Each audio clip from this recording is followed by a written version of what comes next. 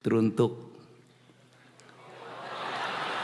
kokomu komariah di peraduan, seiring angin mendesir, air yang jatuh di genting, kutulis sebuah pesan untukmu, rindu yang tiada pernah bertemu. Hari selalu ku nanti untuk melihat dirimu walaupun dari jauh.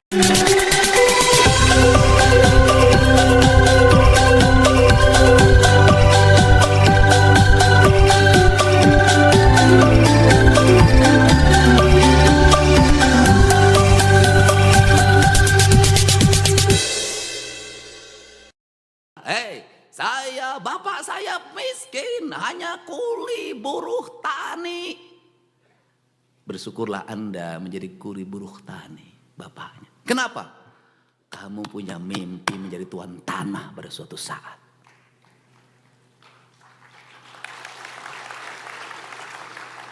Bapak saya kopral. Berbanggalah menjadi anak kopral. Kamu punya mimpi jadi jenderal. Bapak saya kuli pabrik. Berbanggalah jadi anak kuli pabrik. Kamu jadi pemilik pabrik. Berbanggalah. Kalau saya katakan, kalau Anda miskin, Anda punya kesempatan yang besar untuk menjadi orang kaya. Kenapa?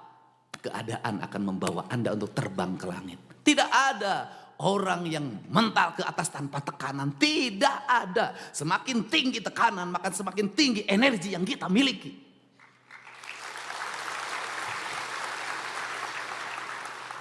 Kenapa Cina, Tiongkok mengalami kemajuan yang pesat? Dia berpikir penduduknya banyak. Sumber daya alamnya tidak memadai. Maka dia terus saja berpikir pemimpinnya. Apa yang terjadi hari ini? Energi yang besar. Saya lahir dari anak ke-9 bersaudara. Bapak saya palang 3, prajurit kepala. Pensiun 25 tahun. Saya ngalamin tidak makan 3 hari 3 malam. Saya ngalamin di sekolah dibully karena badan saya kurus. Saya ngalamin di SMP disebut si unyil.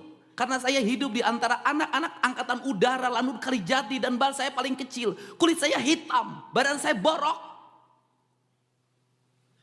Saya ngalamin ke sekolah menggunakan sepeda. Harganya 3.500 rupiah yang saya beli sendiri dari hasil nabung di celengan kaleng.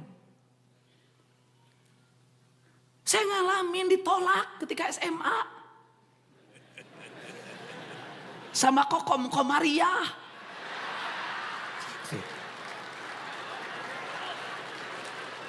Masih ingat nama itu sampai sekarang. Sama Nur, tolak saya. Kenapa? Nggak tertarik sama saya. Orang ke sekolah naik motor, saya ke sekolah naik sepeda, SMA. Orang pulang sekolah nongkrong, merokok, nonton bioskop, ngalah suluh di kebun karet. Saya tuh ngalamin Pak, mikul kayu bakar. Ada orang yang ditaksir saya sebelah sana, malu lewat, saya lewat sungai. Jadi kalau cerita Garut Pak Sekda, saya ketika ditolak oleh perempuan diajakin oleh teman saya namanya Iyet. SMA itu, kelas 2. Sudah capek bikin suratnya. Kenapa kan harus beli kertas surat yang harum ada tulisan Lope? Kita pengalaman hidup ini, prihatin itu. Tak ada keprihatinan. Udah beli itu dan untuk mendapatkan itu saya harus jual kayu bakar. Demi kamu, Komaria. Dan Nur. Itu dan waktu itu harus nulis, aduh saya malam hari jam 12 selesai tahajud. Dengan harapan diterima, hujan jatuh, airnya merintik, genteng bocor rumah saya. Tak bisa, aku harus percaya diri. Teruntuk kokomu komariah di peraduan, seiring angin mendesir, air yang jatuh di genting, kutulis sebuah pesan untukmu, Rindu yang tiada pernah bertemu.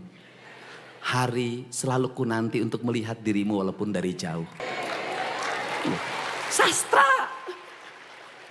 Aku mengerti aku ini siapa. Tak layak aku untuk meraihmu. Kulitku yang hitam, badanku yang berbalut, getah karet yang selalu kupikul dalam setiap waktu. Tak memungkinkan aku untuk menemuimu yang anak seorang guru agama. Anak guru agama itu. Tapi rasa yang selalu membara ini tak pernah berhenti oleh pikiranku yang terasa putus asa. Kau menerima atau tidak, izinkan aku menyatakan bahwa aku mencintaimu. Laki-laki bro. Saya nungguin titipin surat lewat teman, diselipin di buku. Nungguin, ada nggak dia nengok ya pulang sekolah? Enggak. Balas enggak. Saya nemuin si Iep tuh. Aing bogo kasih kokom tadi tarima, tenang. Kita pakai cara lain. Bagaimana? Pakai magic kata dia.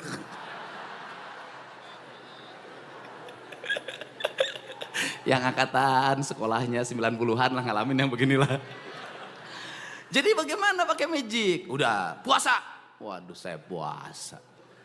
Berapa hari? 40 hari. Waduh, ya udah demi kokom.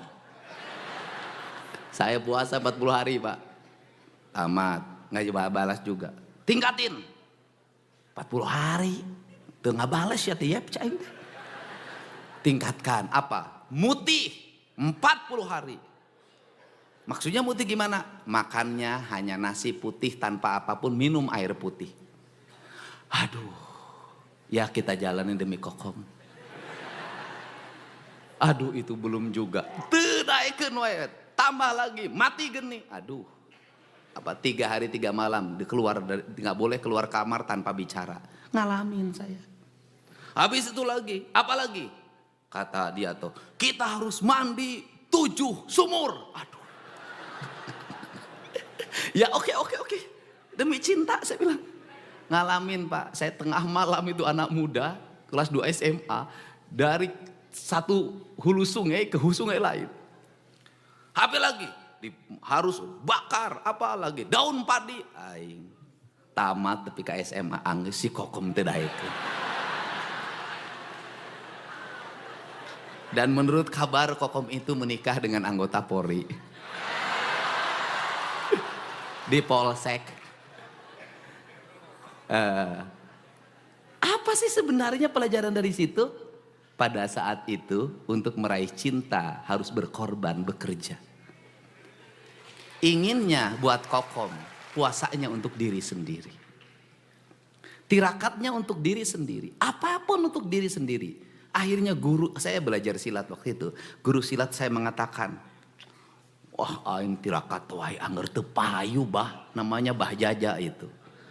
Kata Bah Jaja itu, "Hey, Dedi, lamun hayang menang perah kudu perih tapi lain ngadahar cengek. Begitu digegel terus lada. Lain.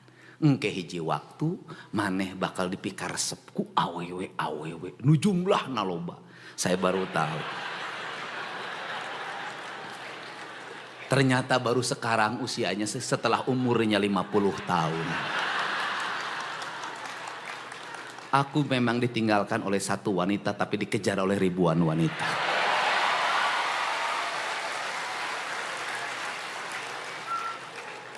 Tapi sayang, cintaku tak akan pernah berlabuh pada yang lain.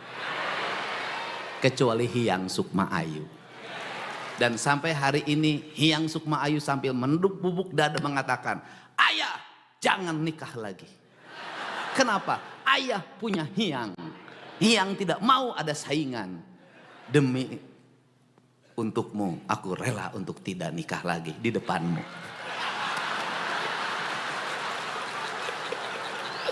Semangat! Jadi saya tuh ngajarin apa sih anak-anak Jawa Barat itu? Saya keberhasilan saya tidak mengabdi, saya berhasil. Saya ingin menjadi keberhasilan anak-anak Jawa Barat. Saya ingin nanti ada gubernur Jawa Barat setelah saya bernama Udin. Saya ingin ada gubernur yang terlahir dari pemulung, ada gubernur yang terlahir dari buruh tani, saya gubernur yang terlahir dari tentara pangkatnya prajurit kepala palang 3, daftar akademi angkatan darat akmil lulus. Kenapa tidak lulus? Berat badannya 47 kilogram, kurus. Ibu saya atau gimana atau harus jadi tentara. Kata ibu saya, kata bapak, kamu satu-satunya anak bapak yang ke-9 tidak ada penerus yang jadi tentara. Makan pepaya, dahar. Pisang, makan. Teman saya ngasih obat namanya Harsen. Biar makannya gede, badannya gede, kamu bisa jadi tentara. Kan kamu jadi backing saya nanti. Kata teman saya, aduh alhamdulillah saya minum pil Harsen. Boro-boro naik badan, pipi gede.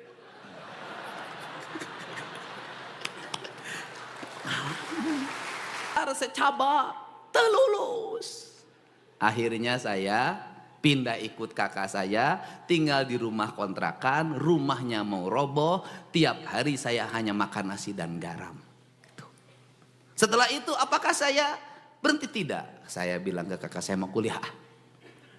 Di sini aja STH Purnawarman Purwakarta. Uangnya dari mana, Ded? Ya udahlah kuliah aja, nanti juga ada rezekinya. Saya ikut kuliah kelas karyawan. Muridnya hanya 30, semua pegawai yang ngeskarolot. Kemudian saya nggak habis akal, saya dimodali oleh teman saya. Saya dimodali oleh teman saya namanya Galih. Ingat saja sekarang pegawai Pemda Purwakarta. Jadi anak buah saya ketika jadi bupati, saya dikasih uang waktu itu 1 juta. Kemudian saya buka kantin, jualan bala-bala. Di sekolah jualan gehu, lemper. Tiap hari begini, nungguin anak-anak SMA Purnawarman jajan. Habis itu saya punya kontrakan sendiri. Itu saya ingat betul, saya punya teman namanya Komaruzaman, pegawai pengadilan agama Purwakarta, mudah-mudahan Pak Komar masih sehat. Jarak dari rumah kontrakan saya ke sekolah itu 5 kilometer. Saya ngakalin diri untuk gratis. Ketika pulang, berangkat saya jalan kaki, pulangnya apa? Saya lapar nih, tapi gimana uang saya biar gratis nih, biar awet. Saya ikut sama temenin Pak Komar jalan, Pak Komar juga. Nah, hanya untuk apa? Karena setiap pulang dengan Pak Komar, saya pasti diajak makan nasi goreng. Gratis. Jadi, buat anak-anakku, tidak ada alasan bahwa Anda miskin, Anda tertinggal. Tidak ada alasan.